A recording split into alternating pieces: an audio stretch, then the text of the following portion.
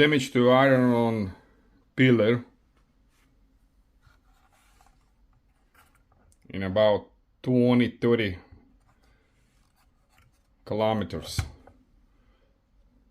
The gimbal is kind of out of alignment because it's come out from the holder over there.